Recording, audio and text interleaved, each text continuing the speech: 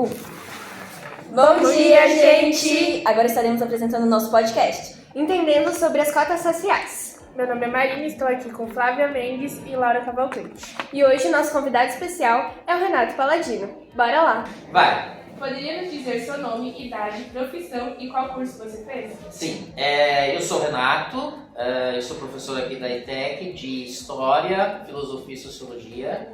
Eu tenho 38 anos, eu fiz História, Ciências Sociais e Filosofia. As cotas sociais são reservas de vagas para grupos étnico-raciais, como indígenas, que sofrem um processo de exclusão ao longo da história. Você tem algum relato pessoal ou de amigos que mostra esses efeitos das cotas sociais na vida dos estudantes universitários? Assim, na minha época de universidade, já existiam as cotas, tá? E assim, eu conheci muitos colegas que entraram a partir dessa política de cotas. Assim. Então, e o curso de História sempre foi um curso procurado, né? Exatamente para fazer essas discussões de grupos, enfim. E eu, então assim, percebi que tinha muita gente que conseguiu acesso à universidade a partir dessas cotas. Então, assim, foi muito importante. É visível que depois da política de cotas, a universidade brasileira mudou, ela ficou mais diversa. Né? No início, a universidade ela sempre foi, ainda continua sendo, mas em menor grau, ela sempre foi um espaço elitista. Né? Então, quem tinha acesso ao ensino superior sempre eram pessoas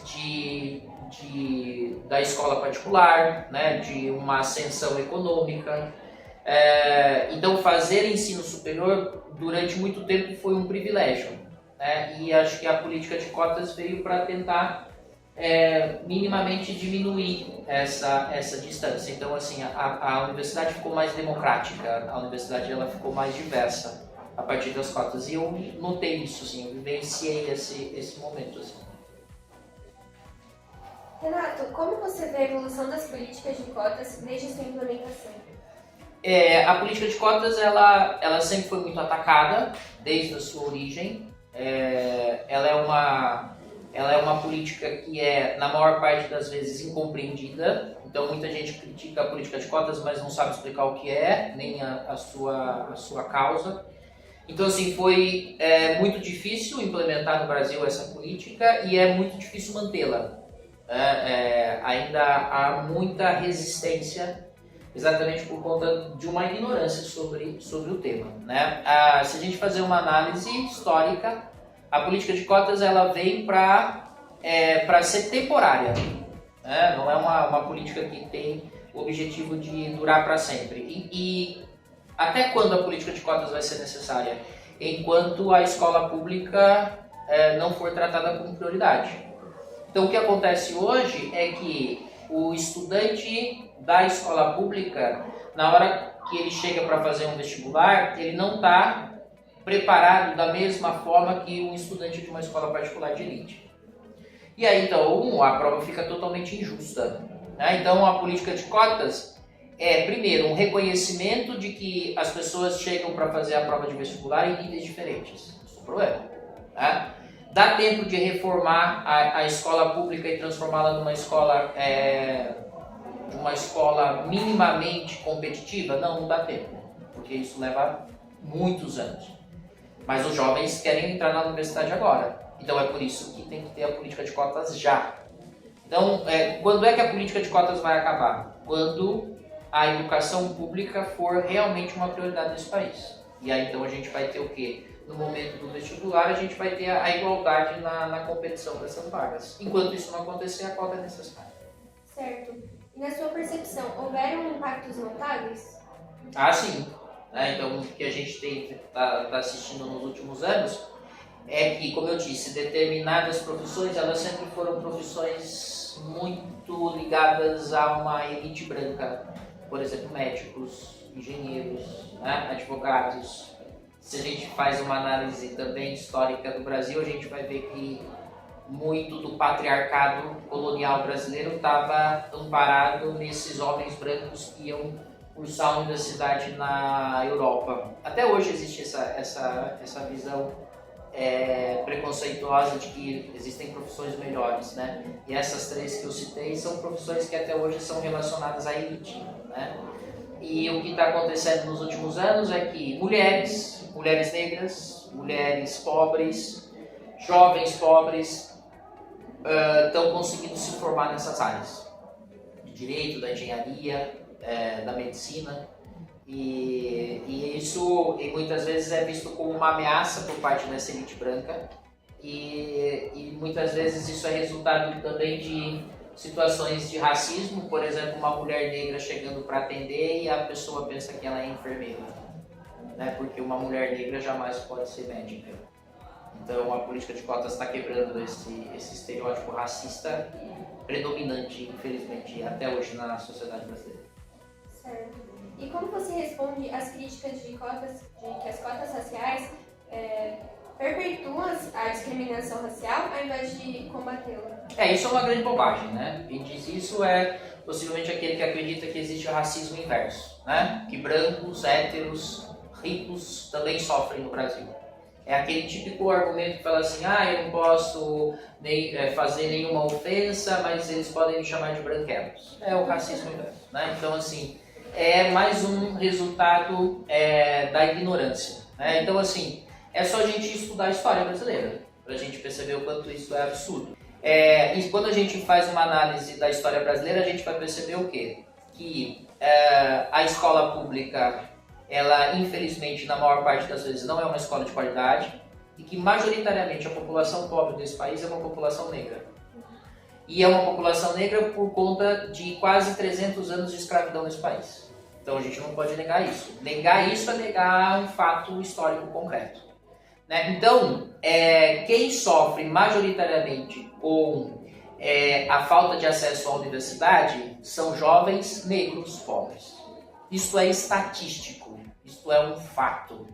Então, quando foi criada a política de cotas, não foi por achismo, foi analisando dados históricos que remetem ao quê? Existe uma população pobre que tem uma educação pública sem qualidade e que é majoritariamente negra. Então assim, e aí tem o clássico, mas não tem brancos pobres, mas não tem negros ricos, tem tudo isso. Mas a questão é majoritariamente, né? Vamos pensar no todo, não no seu vizinho, não em quem você conhece, não na sua escola. O Brasil é muito maior que isso. Renato, você já presenciou algum preconceito contra a lei de cotas? Quando você dava aula ou algo do tipo? Várias vezes, né? Em sociologia a gente discute isso. Com um autor que é o Gilberto Freire, né, que ele vai criar um conceito bastante ruim para o Brasil até hoje, que é o conceito de democracia racial, né? O Gilberto Freire vai dizer que não existe racismo no Brasil, lá na década de 30, e isso vai existir até hoje, vai perpetuar até hoje. A gente chama isso de o mito da democracia racial no Brasil. E quando a gente estuda esse autor, eu faço uma fala sobre cotas. E aí é muito comum ter uma reação negativa por parte da sala. E o que é mais triste, e ao mesmo tempo a gente tem que pensar muito isso, é que eu já ouvi de jovens negros pobres discursos contrários a cotas. Então, assim, o que é mais triste é você ver um jovem que ganha um direito lutar contra esse direito. Então, a gente percebe o quanto esse discurso racista ele é forte. Ele é forte a ponto de fazer com que as pessoas que são beneficiadas, e repito, isso não é um privilégio, isso é um direito, achem que não é justo essa criação. Então isso é muito triste. Um esmola. Isso, exato. E também não é nada disso, né? Na verdade, é uma correção de desigualdades. Então, nem todo mundo chega no vestibular em igual condição. Isso não é justo. Se a política de cotas não existisse, a universidade brasileira iria continuar sendo um espaço para brancos ricos. Majoritariamente ainda mas isso está sendo corrigido ao longo do tempo. Hoje a gente já tem grandes universidades públicas, como por exemplo a Unicamp, que você tem um vestibular indígena, né? E você tem por exemplo, na maior universidade do Brasil e uma das maiores da América Latina, na USP, a ideia é de chegar com 50% dos estudantes sendo de escola pública. Então, a cota está fazendo isso, e isso é muito benéfico para o Brasil, isso corrige rotas históricas. E, ao mesmo tempo que isso corrige desigualdades, isso gera ataques de violência. A universidade, quando ela torna-se um espaço para negros e pobres, essa elite branca que sempre ocupou, vê isso como uma ameaça. E por isso que esses discursos se perpetuam. Renato, como a presença desses estudantes cotistas, que, como você bem disse, está aumentando cada vez mais nas universidades, tem impactado na dinâmica de sala de aula e no campo? Tem também um outro mito, né, que é o de que estudantes de cota não conseguem terminar o curso, né? Ou que esses estudantes que entram por cota não têm condições de acompanhar o curso. Isso também é uma mentira, isso também é uma falácia provada estatisticamente. Então, mesmo o aluno que entra por cota, tendo uma formação escolar muito ruim ou abaixo dos outros, quando ele entra na universidade, ele consegue acompanhar, ele corre atrás, né? Então, assim, a gente vê os resultados de alunos cotistas que são comparáveis aos alunos que entraram por escola particular. Então, os dados também mostram que isso é uma mentira, né? Que os alunos que entram por cota conseguem sim acompanhar. Claro que para eles vai ser muito mais difícil, mas que não é um impedimento, né? E a convivência no campus, ela torna-se uma convivência mais diversa. Então, você tem ali a possibilidade de transformar a universidade em um universo de diferenças, que é fundamental. Assim, você transforma, você tira a universidade de uma bolha elitista e muitas vezes você joga a universidade para a realidade, né? Porque um dos grandes problemas da universidade é que muitas vezes ela é distante da vida real, né? Ela é distante da população. E acho que quanto mais democrática, mais presente a universidade fica na vida social. Isso é muito bom. Então, quais outras políticas, além das cotas sociais, podem ser eficazes para promover a inclusão e a equidade racial no ensino superior? A gente tem, por exemplo, essas cotas para indígenas. Eu acho que isso também é importante para discutir o acesso à universidade dos povos originários, porque também a gente tem uma ideia de que índio é só quem está lá no meio do mato e tal, né? Como se o espaço da universidade não fosse um espaço para esses povos originários, né? Então eu acho que essas políticas de inclusão dos povos indígenas na universidade é muito importante. Acho também que ajuda nesse processo de democratização são políticas de acesso a imigrantes e refugiados para a universidade. Então as universidades do Brasil recebem pessoas do mundo todo, mas majoritariamente alunos do continente africano e aqui da América Latina. E também, claro, refugiados do Afeganistão, da Venezuela. Então, assim, eu acho que quanto mais a universidade inclui, mais democrática ela fica, né? Existe também a separação de vagas agora nos cursos de pós-graduação.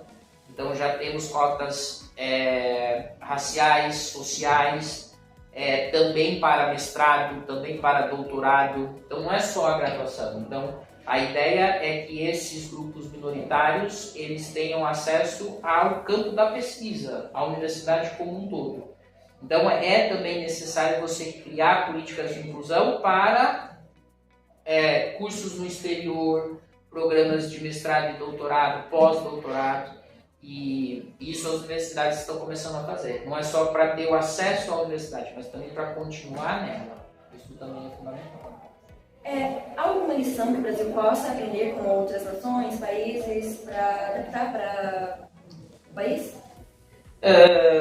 Olha, essa política de cotas, ela não é uma criação assim única do Brasil, né? Você tem outros países que também promovem essas políticas de inclusão, ou tentam pelo menos promover essas políticas de inclusão. Eu acho que o Brasil, assim, ele tem que ser visto como único nesse processo histórico, né? Porque, como eu disse, foram quase 300 anos de escravidão, a gente teve todo um processo de colonização que foi muito específico, muito nosso. Então eu acho que, claro, a gente pode pensar em experiências no exterior para servir de influência, mas eu acho que a gente tem que, de fato, criar toda a nossa política a partir do nosso contexto. A última pergunta é: como você vê o futuro das políticas de cotas raciais no Brasil e se algo que tenha que ser ajustado, adaptado, aprimorado? Eu acho que assim, a política de cotas, ela é muito hoje atacada, então eu acho que a continuidade dela vai depender do quanto discursos reacionários e extremistas vão ganhar força no Brasil. Então a gente tem assistido nos últimos anos a ascensão da extrema-direita no país, e a extrema-direita é um grupo que ataca essas políticas de inclusão, inclusive de cotas. Então, se daqui para frente esses grupos extremistas assumirem o controle do Congresso ou ganharem força em algum governo, eu acho que as cotas raciais e as políticas de inclusão como um todo correm um sério risco de serem eliminadas. Acho que o que seria o ideal, e é o que a gente comentou, né, é que se investisse em educação pública de qualidade, né, a longo prazo, construir um plano nacional. E aí sim, quando isso de fato sair do papel, a política de cotas pode acabar. Enquanto isso não acontecer, não tem como acabar. Então, eu acho que o futuro é bastante preocupante, porque indica que no Brasil ainda tem muito apoio para grupos extremistas. Eles estão cada vez mais fortes nas eleições. E se esses grupos ganharem ainda mais poder, uma das bandeiras deles é acabar com a política de cotas. Então eu acho que é preocupante, acho que a gente tem que parar para pensar no futuro do país que a gente quer. Foi isso, agradecemos muito a sua colaboração, por ter aceitado fazer essa entrevista com a gente. E qualquer outra entrevista que a gente tem que fazer, com certeza a gente vai te chamar. E é isso. Eu que agradeço.